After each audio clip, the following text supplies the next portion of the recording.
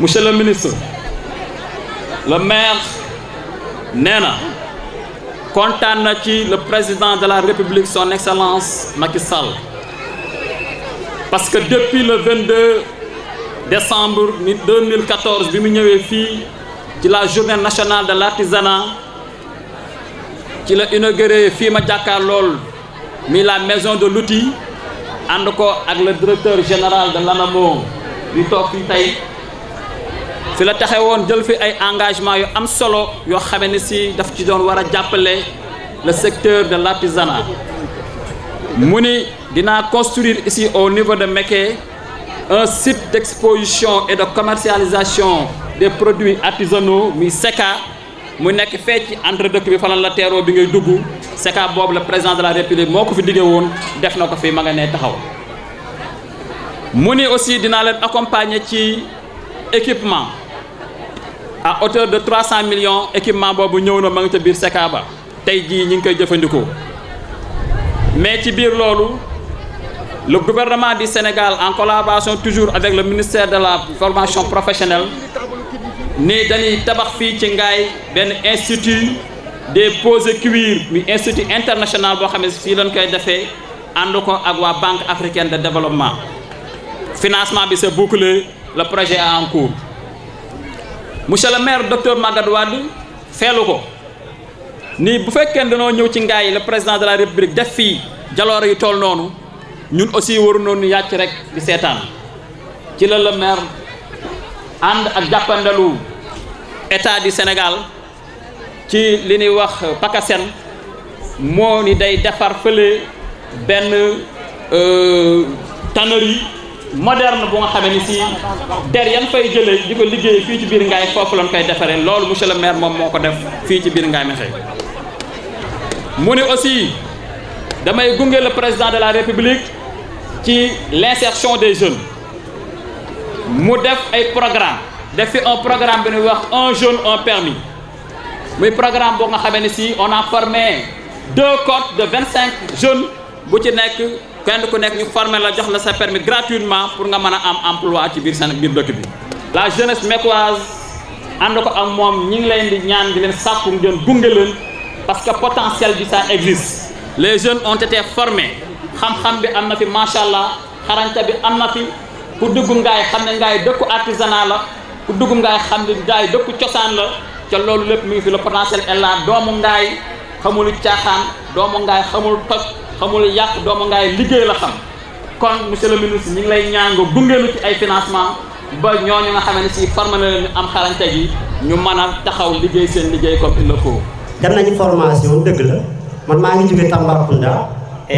am na ñu dëkk Kaolack am ñu dëkk Mbour Dakar ak fii nii Ngaye Mékhé Ngaye nag moo si ëpp ay ndaw c'est aussi une chance donc dem nañu formation la formation a été excellente parce que dañoo mettre dans de très bonnes conditions. ñu formé ñu jox ñu xam-xam bu mat sëkk ba tey jii nii ñun ñeewuñu waa Louis Vuitton ñeewuñu waa Ferragamo ñeewuñu benn argent dans le monde ANAMO si ay engagement am ak gëm-gëmam comme son DG ñu jàppale ñu auprès de la DER gars yi woo ñu tey joxaat ñu encore beneen financement loolu c'est du concret képp ku mën a wax leneen waxal lu la neex mais ça c'est du concret ñun xamuñu keneen de mais ñun. mënuñu wax ni le président Macky Sall n'a pas travaillé parce que tey jii nii celui qui a pris des millions yóbbu la en formation à l'extérieur tu reviens ñu jox la un montant tu travailles on te remet encore notre montant franchement nous on ne peut prier pour le président prier pour le ministre mais aussi on ne peut pas oublier la DER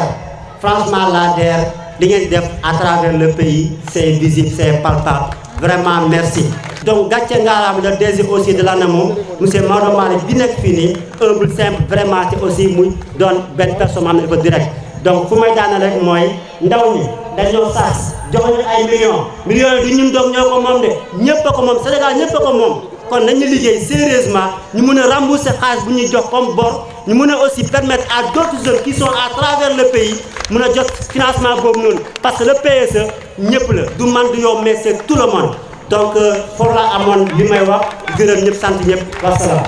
Monsieur le ministre, monsieur le directeur de l'ANAMO, monsieur le coordonnateur de la maison de l'outil, mesdames et messieurs yéen ñi fi toog ñëpp mbooloo mi am naa mbégte lool tey fekk ci sama jigéen ñu taaru ñii ak góor ñu taaru ñii ak xale yu am jom yii ci dëkk bii nga xam ne nii ku wal mburu tudd dëkku cosaan la dëkku jom la dëkku liggéey la dëkku takku liggéey la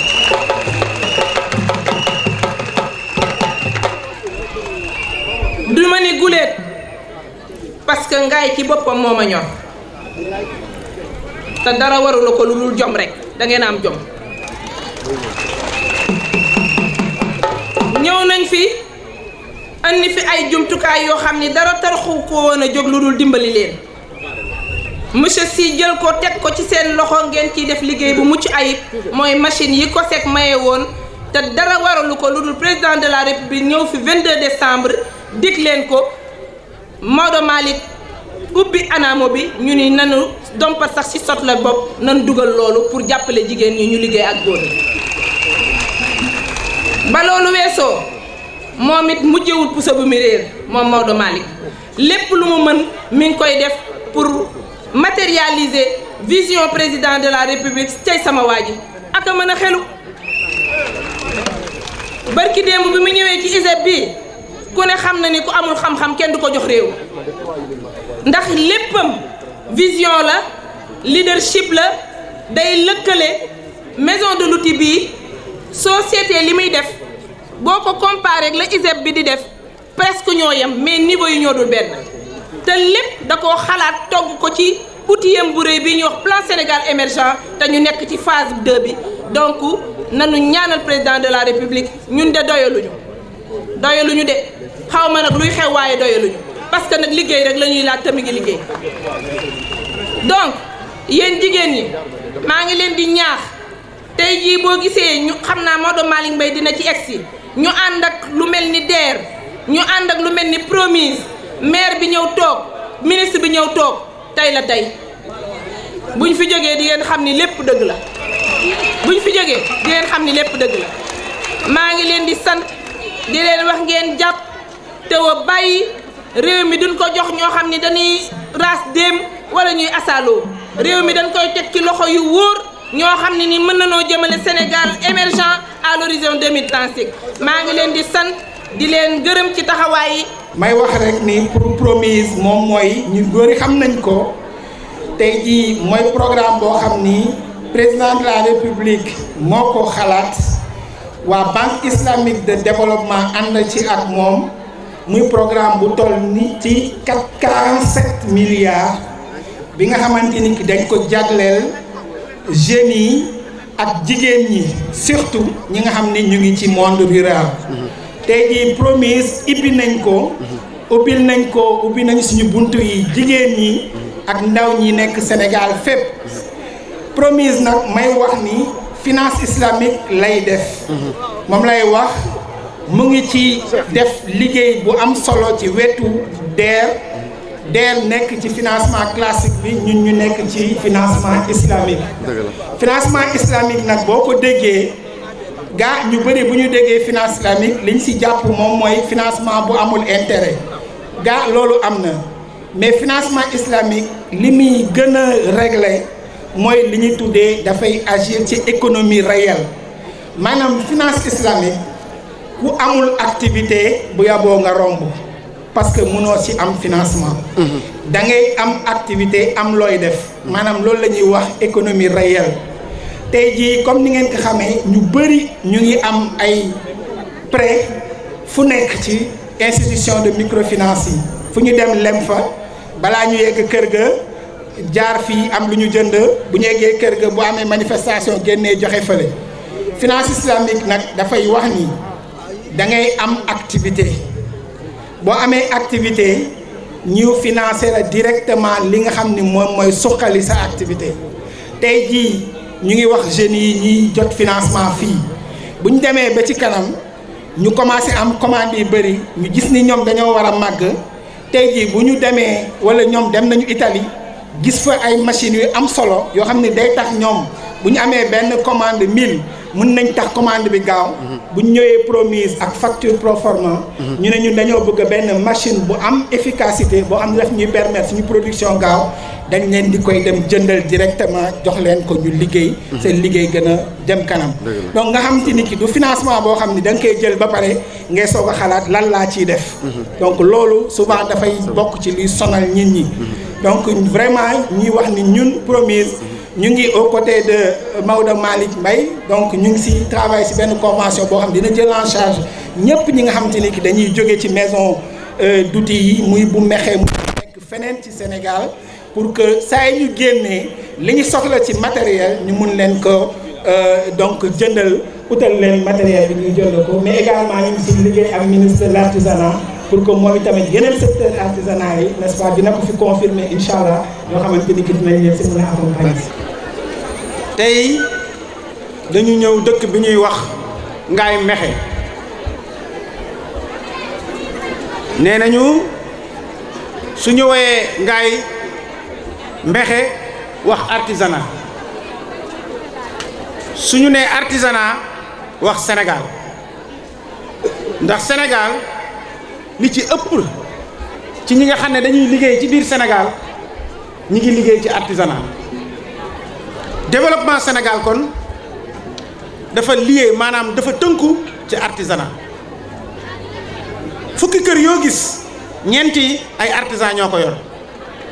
Sénégal kon su développé artisanat moo ko mën a yóbbale ci kanam soo weesoo artisanat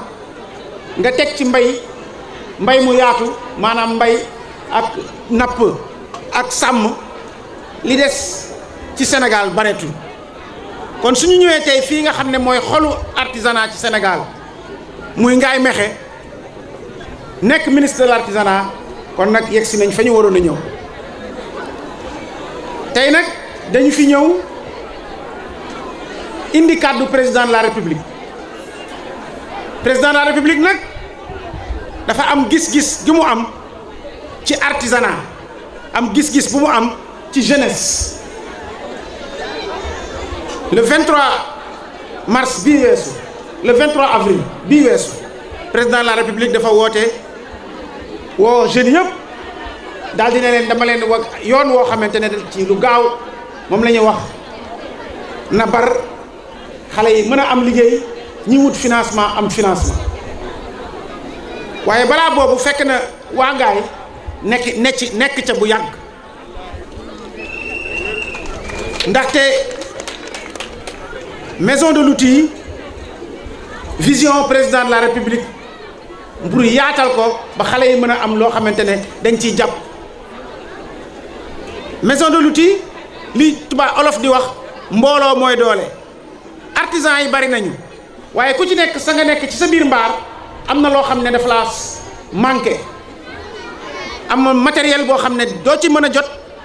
am na loo xam ne bëgg nga ko liggéey te amuloo ko loolu la ñuy boole ñëpp de àndandoo booloo muy indi maison de l'artisanat maison de l'outil bii maison de l'outil nag maanaam su fekkee am ngeen équipement yoo xam ne dafa leen a manqué soo leen ñëwee ñu am ko fii su amee xam-xam boo xam ne dafa sooxe mu dese ko soo leen ñëwee ñu mottali leen ko fii soo leen bëggee tamit booloo ci nan la ñu mën a am ci xam-xamu liggéey téye sa xaalis maison de l'outil bi ñëw fii kon damaa bëgg ngeen jàpp ci bu baax ndax seen yëf la te seen yëf nag doo leen koo sofantal rafetlu tamit présence su tey DER muy délégation à l'entrepreneuriat rapide taxawaay bii mu am ci wetu artisan yi taxawaay bu ràññeeku la incha allah ci diir bu gàtt war nañu signer ak ñoom convention pour que bépp artisan bi Sénégal nga soxla benn financement soo jaaree ci DER ñu financé la ci lu yomb nga fay ci lu yomb dellu siwaat ci Sénégal yëf yi yaatu loolu moo tax ñu ngi sant waa DER ni DER taxawee ci financer noonu la sunu mbokk waa Promise tamit taxawee pour financer ñoom nag seen financement dañ ko tënk ci charia su ñu nee financement bu ñu tënk ci charia mooy financement boo xamante ne nit kiy liggéey ca la muy liggéey ca lañ koy jàppale ñoom duñ la xaalis dañ lay jox la nga xamante ne moom ngay yittewoo bay am xaalis muy koom muy matériel muy tam li nga xamante ne moom ngay soxla pour liggéey yooyu yëpp muy ay yoon yoo xamante ne président de la république Macky Sall teg na ko pour yombal artisan yi pour ñu mën a liggéey am seen koom-koom ndax su artisan yi liggéeyee Sénégal jëm ca kanam ndaxte li ñuy indi ci Sénégal amul benn liggéeyukaay boo xam ne dina ko def kon tey suñu ñëwee fii nga xam ne ñu ngi ci xolu Kajoor nga xam ne nit ñi lenn moom lañ leen xamee mooy liggéey am jom kon liggéey am jom su amee suñ leen lebalee leer na ma man waa DER fii ci xolu Kajoor duñ fi am gàcce ndax di ngeen liggéey di ngeen fay te loolu mooy solo si di wax nag fii nga xamante ne mooy Ngaye Mékhé président de la République ak monsieur le maire am nañ fi ay gis maanaam yaatu ndax li ñuy wax DER moom mooy peau maroquinerie cuir et peau maanaam lii nga xam ne ci der la ak liggéeyu der waa Ngaye Mékhé dañ ci am xam-xam ak xarañte moo tax am na benn projet bu yaatu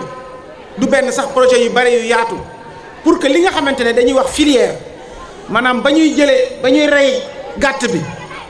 bañ koy fees ba ñuy defar wulli der bi ba defar der bi ba mu nekk der boo xamante ne dañ ko mën a liggéey ñu defar ko ay dàll jaay ko loolu moom mooy filière peau et cuir loolu nag fii Ngaye daf ci am solo bu am importance te am na ci taxawaay ndax taxawaay boobu moom mooy am na lu ñuy wax tannerie mooy li nga xam ne dañ la ñuy defaree ba defar der bi ba der bi nekk ñu wulli ko ci wulli boo xam ne day yaatu Sénégal suñ ko defaree fii Touba am na loo xamante ne ñoom it ñu ngi ciy dox mu tudd ziar boobu diggante Touba Ngaye Mékhé ak Daara loolu la ñuy wax triangle bi nga xamante ne fa la der bi war a jóge Touba ndax ñëpp xam nañ ndax màggal gi Tiwaawan mi ngi nii ak gàmmu gi suñ ko boolee tannerie bi ne fii ñu liggéey der bi tamit ñëw fii muy Ngaye Mékhé ñu daal di koy liggéeyaat ci liggéey bi anam gu gën a rafet waa Thiès ak waa Dakar bokk ci liggéey day yokk Sénégal loolu mooy indi développement Sénégal kon waa Ngaye Mékhé jàpp leen ci loolu ñu ngi leen di sant di leen gërëm yaa leen yàlla taxaw. yaakaar naa ni tey bisu cant la monsieur le ministre de l'artisanat et de la transformation du secteur informel mon grand frère Pape Amadou Ndiaye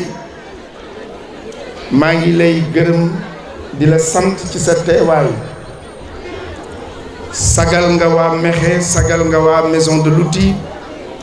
sagal nga secteuru artisanat comme nim la ñore ak ni la ko président dénkee di rafetlu kàddu yi fi jóg yëpp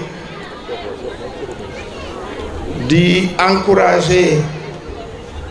le coordonnateur de la maison de l'outil de Mékhé Cheikh Tidiane Sy di leen wax ni rek li ma wax sànq dama koy répéter ñu bañ a fàtte ni rek li ñuy doxal yépp dafa am lu ñu bokk te séddoowuñ ko li ñu bokk te séddoowuñ ko Alaaji Dudu Samb maa ngi lay gërëm li ñu bokk te si mun ñu ko séddoo mooy Sénégal mais Sénégal dafa am république mooy res publica mooy le bien commun ci république mu am état ci république mu am état à côté nag mu am nation nag mooy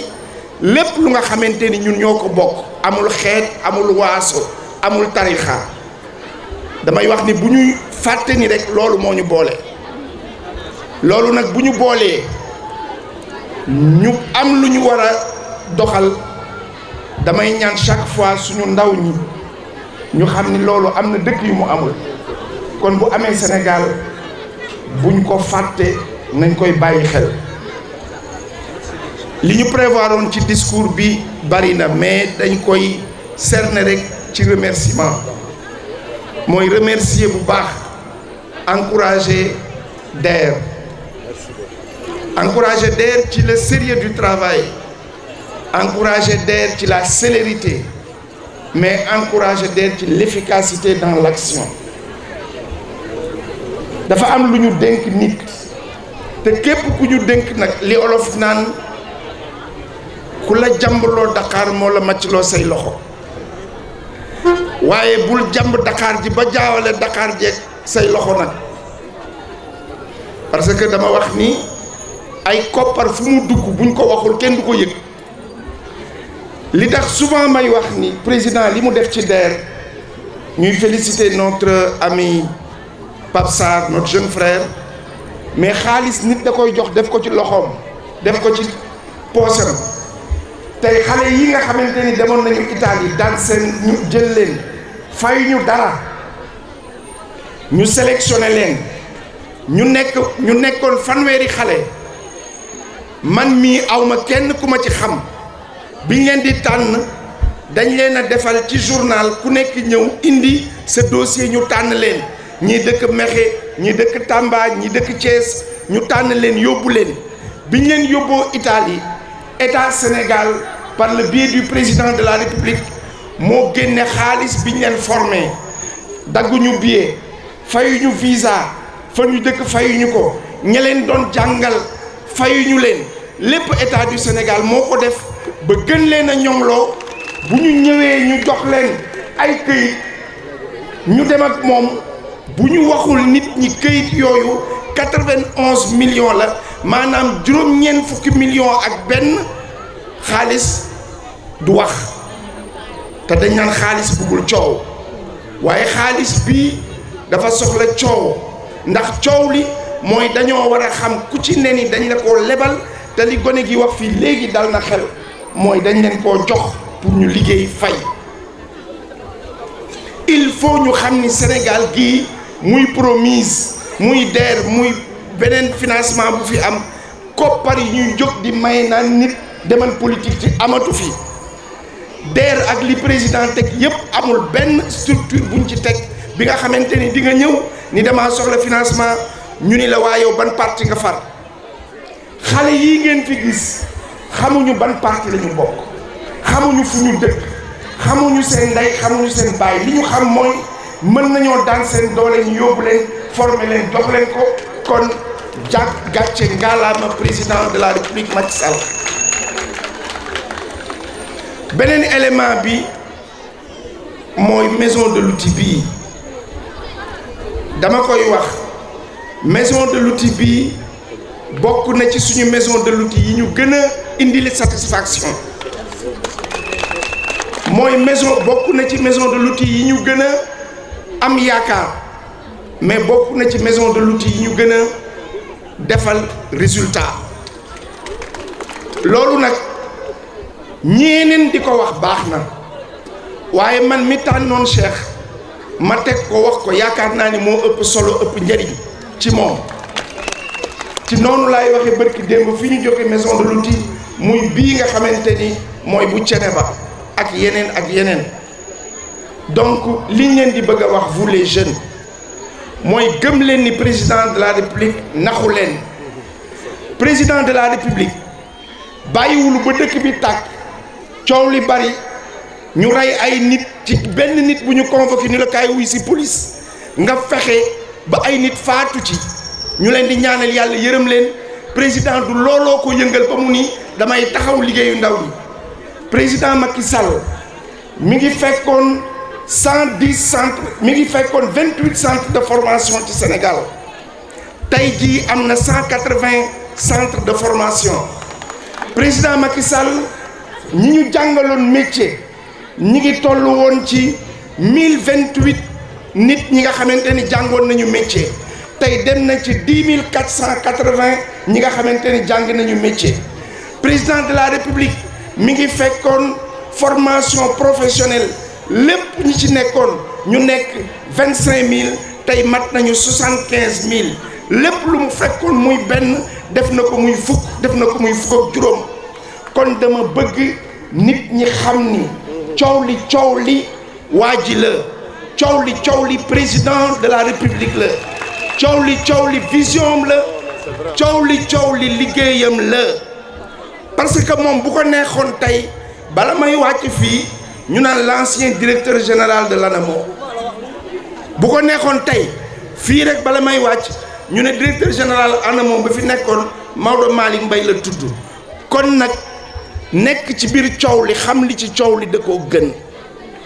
président pour wax ci actualité amul benn loi bu mu voté lu pour tënk nit ñi pour xatal nit ñi pour jàpp nit ñi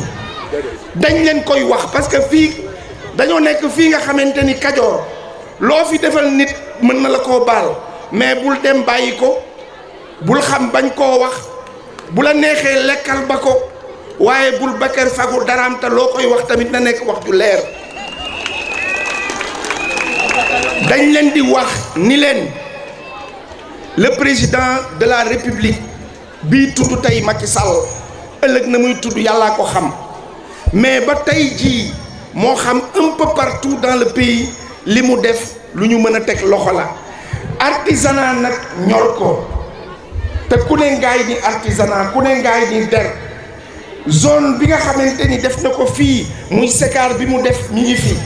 am na leneen li nga xamante ni waaj na ko parce que président nee na maison de l'outil bii daf ko bëgg a def mu nekk maison de l'outil de seconde génération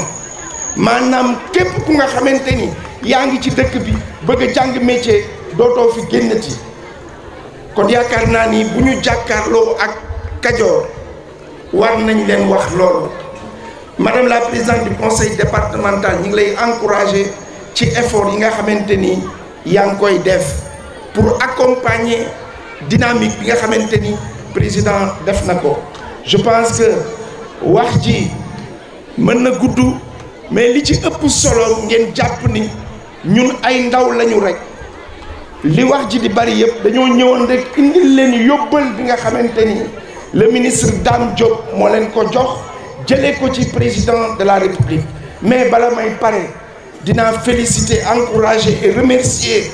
Estro Consulting mooy suñu partenaire italien yi nga xamante ni bi xale yi jógee fii ñoom ñoo dem jàngal leen métier mi ba ñëw tey ñu am seen financement yaakaar naa ni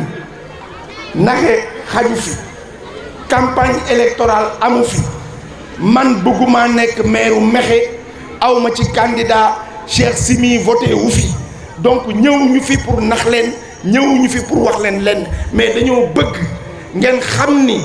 toog tekki mën naa nekk ci dëkk bi te président bu paree ci Mékhé yaakaar naa ni Mékhé sera la Mecque de l'artisanat ñi ngi sant ñëpp di gërëm ñëpp wasalaam. Monsieur le ministre je vous remercie je vous encourage pour votre disponibilité lii ñu fi def yow lañ ko defal quand Mékhé sera la Mecque de l'artisanat ce sera à votre profit ñi ngi sant ñëpp di gërëm ñëpp asalaamaaleykum wa rahmatullah. C'est juste pour nous une occasion de venir pour deux choses d'abord. Vous savez, la maison de l'outil de Mékhé a été inaugurée par le ministre, par le président de la République le 22 décembre 2014. Depuis cette date, sous la houlette de notre dynamique coordonnateur de la maison de l'outil, beaucoup d'efforts ont été consentis et des résultats probants. Aujourd'hui, nous sommes venus pour la consécration de trois choses. D'abord, le relèvement du plateau technique dans le domaine de la restauration et de la coiffure, mais aussi remettre avec l'aide et l'appui et l'accompagnement de la délégation à l'entrepreneuriat rapide, l'ADER, des bons de financement d'une valeur totale de 91 millions à de jeunes Sénégalais qui ont été choisis par un appel à candidature libre et transparente avec une bonne équité territoriale, qui ont été choisis et qui pendant 6 mois ont subi une formation chez nos partenaires Estro Consulting d'Italie dans le cadre de la maroquinerie. Aujourd'hui, tous, ils sont au nombre de plus d'une dizaine, ont reçu leur bon de financement de l'ADER pour pouvoir s'établir à leur propre compte. Le total, je le rappelle, c'est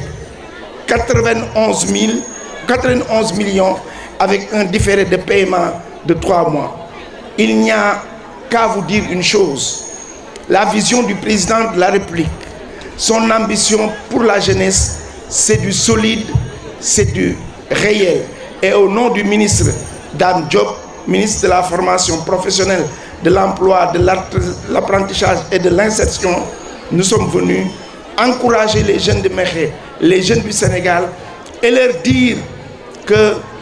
la question de l'emploi, de l'insertion, de l'employabilité est au cœur des politiques publiques chères au président de la République.